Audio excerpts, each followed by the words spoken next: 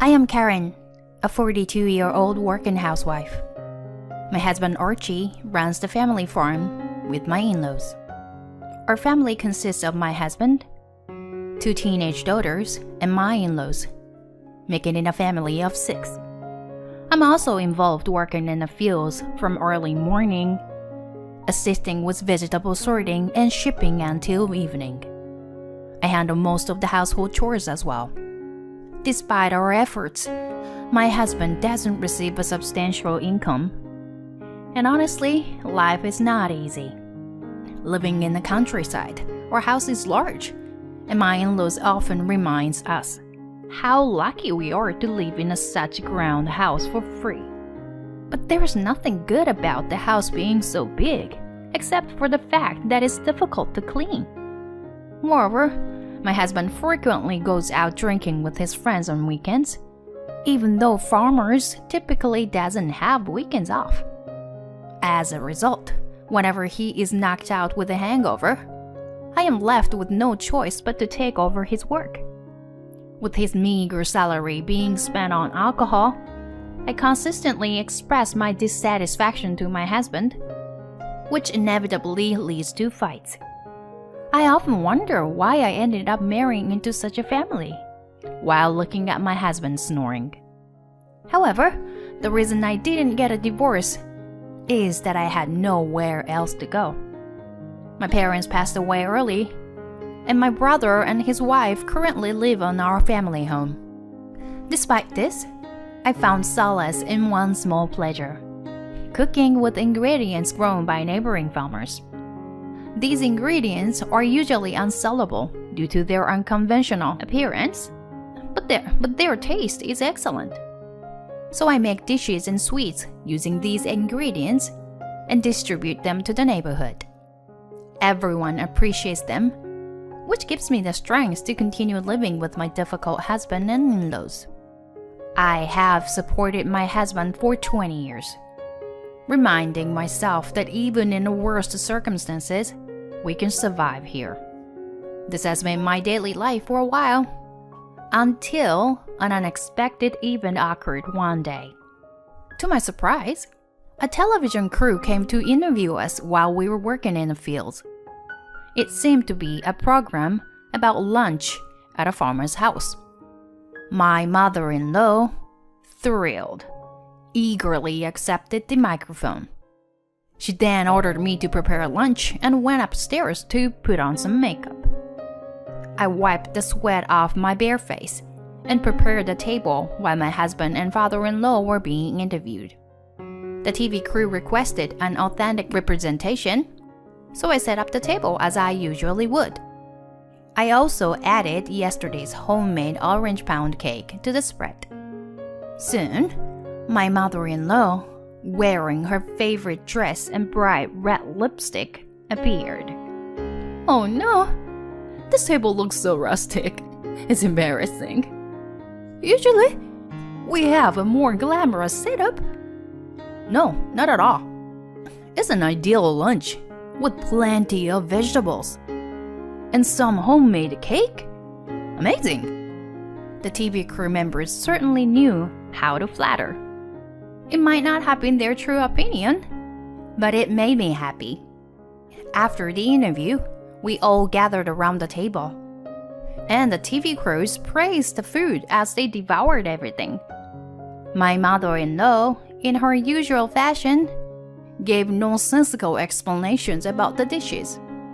It was almost embarrassing to watch my mother-in-law trying to look that good. After all the filming was over, the TV crew started getting ready to leave. At any rate, I'm glad it all ended without incident. It was great. Thank you, ma'am. As the staff members were leaving, they approached me and offered words of gratitude. Apparently, they knew from the start that it was me who prepared the food. Of course, I was happy that they ate all the food, but I was also very happy that they noticed my efforts. It warmed my heart for the first time in a long time. Half a month after the interview, the show was broadcasted on TV. Relatives and neighbors were ecstatic, and our phone kept ringing throughout the day.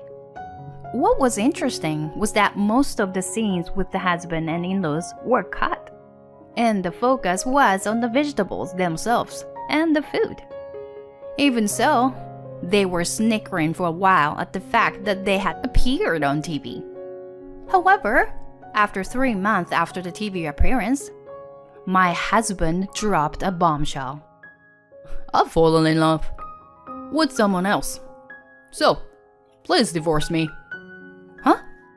I was taken aback by the unexpected confession, my mind going blank. Ignoring my speechlessness, my husband continued to talk. There is a girl who approached me at the bar. She happened to see me on TV, you know? So, you're saying you're cheating on me? I asked with a trembling voice, and my husband sighed.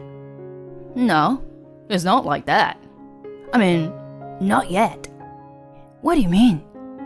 When I offered to date her, she said she couldn't be with a married man. I mean, isn't she great or what? So I want to respond to her feelings. I think it's fate. Don't you know how selfish you are? This is crazy. I was about to explode with my husband's stupid words. Then suddenly, my mother-in-law appeared and spoke up. Just get a divorce already. What? I've always thought that a woman like you doesn't suit Archie. Jealousy is ugly, you know? Give up. What? Jealousy? Plus, you're someone who can't even bear a son. It's obvious that Archie deserves a younger, obedient wife who can still have children. That's right. My father-in-law, who appeared before I knew it, was grinning and nodding behind her. In utter shock, I faced my husband, who continued. You can even take the kids with you if you want. What? I want to start with a clean slate with her. You? How dare you? I'll transfer the child support payments until they finish junior high. Even if they go to high school or college anyway, they'll soon be married off, so even tuition will be wasted, right? My husband arrogantly proposed the worst thing possible. Nausea overwhelmed me, and I fled from the house as if escaping. He could discard his blood-related daughter so easily. It's sickening, sad, and empty. What were the past 20 years of my life? But first, how do I explain this crazy situation to my daughters? No matter how I do it, I'm sure it will hurt my daughters.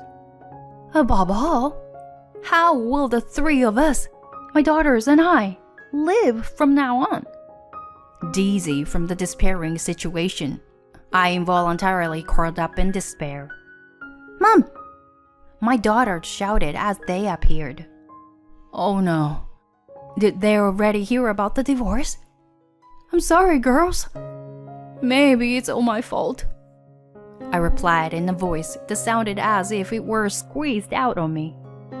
Then my younger daughter, with tears in her eyes, said, Mom, no, it's not your fault. We don't need such a family. I don't care. Let's leave. My oldest daughter continued, rubbing my back. Me too. It's disgusting how Dad is excited about a younger girl. Grandma is the worst. She's been mistreating you for a long time. They don't deserve us. Let's just leave. Just the three of us.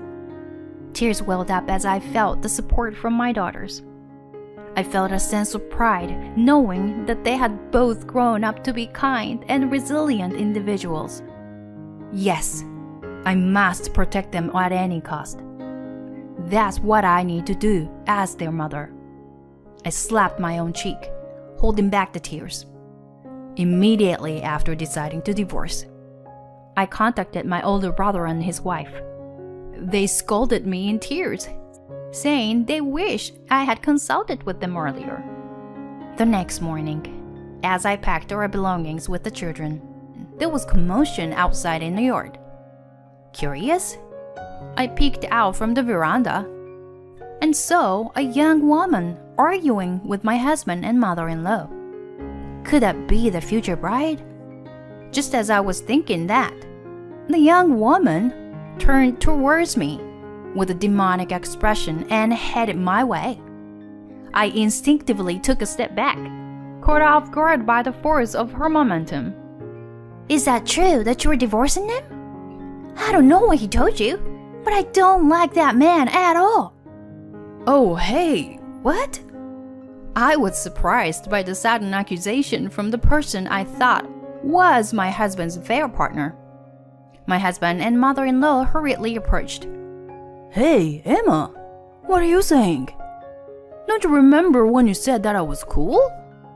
I never said that.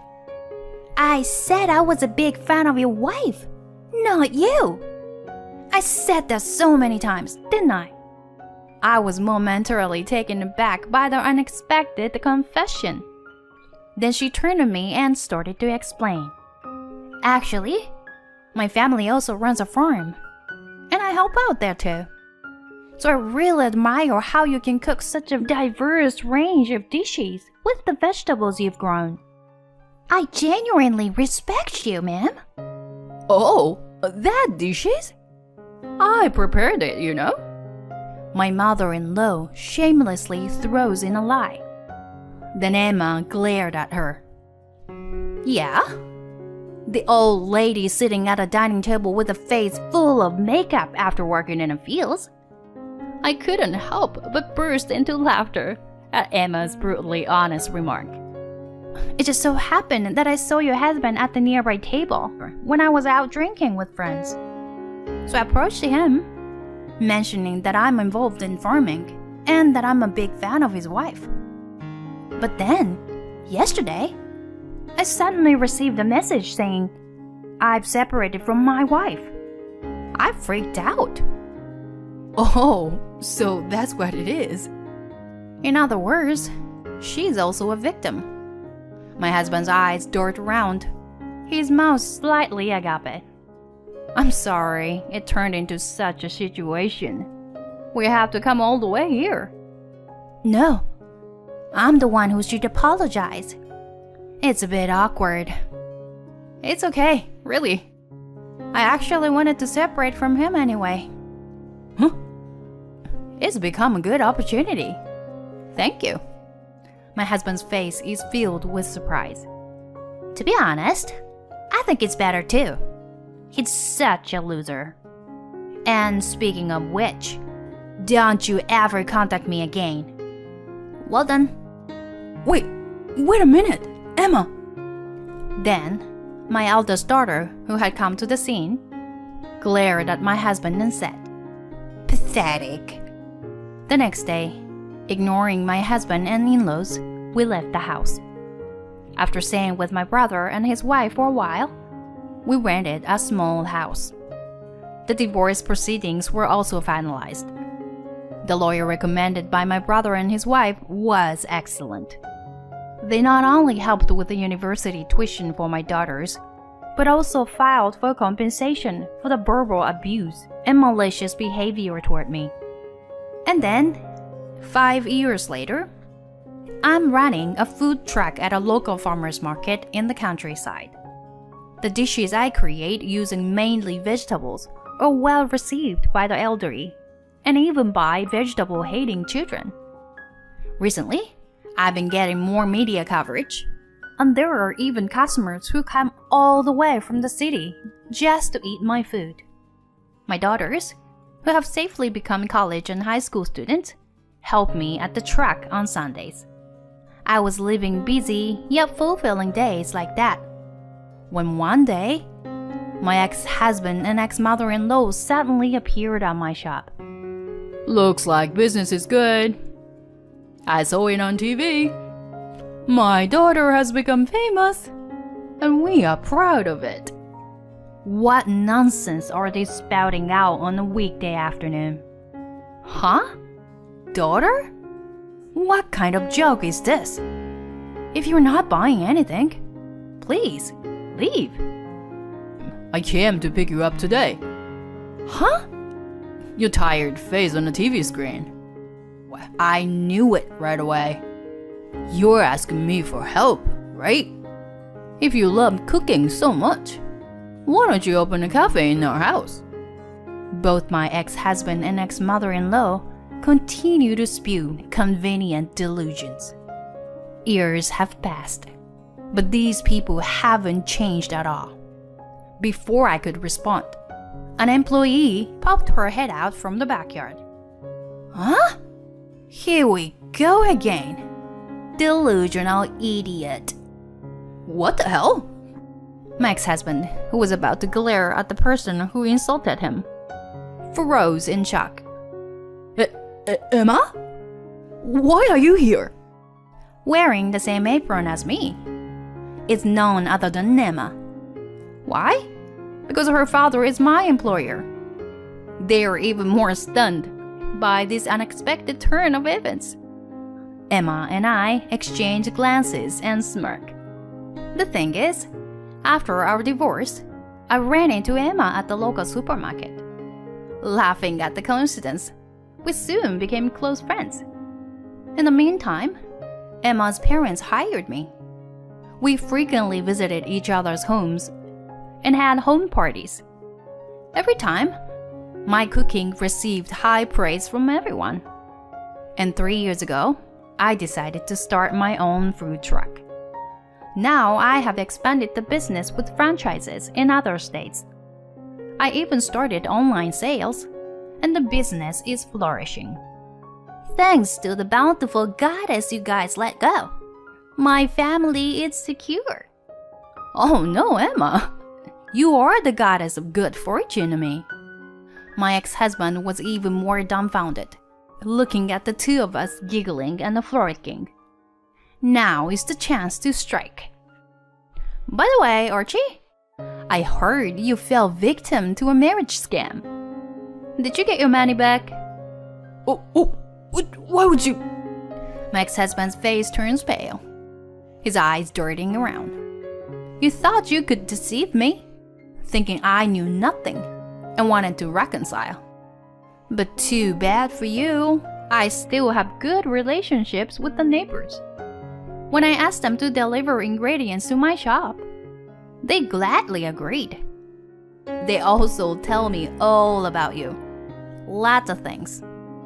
And with a smile on my face, I tell them the one thing I want them to know the most. Oh, by the way, I'm remarried now. What? That's a lie, right? The subsequent lives of my ex-husband and in-laws were miserable. They couldn't repay their debts despite selling off everything, and now they were living and working on a remote farm. They are left with no option but to work tirelessly until their last breath. By the way, my new husband is the producer at that television station. Back then, he said it was delicious and gave me his business card as he left. Apparently, there was quite a response to my cooking, and there were even discussions about a sequel. But since we ended up divorcing, the plan fell through. However, it's now being broadcast with my current food truck. Thanks to my husband's show, my food truck's popularity skyrocketed, and the business became stable. If you live earnestly and honestly, there are people who recognize your actions. Life is not as bad as you might think. Hello, what would you like today? I continue to imagine the smiles that awaits at the end of my cooking, living in this place.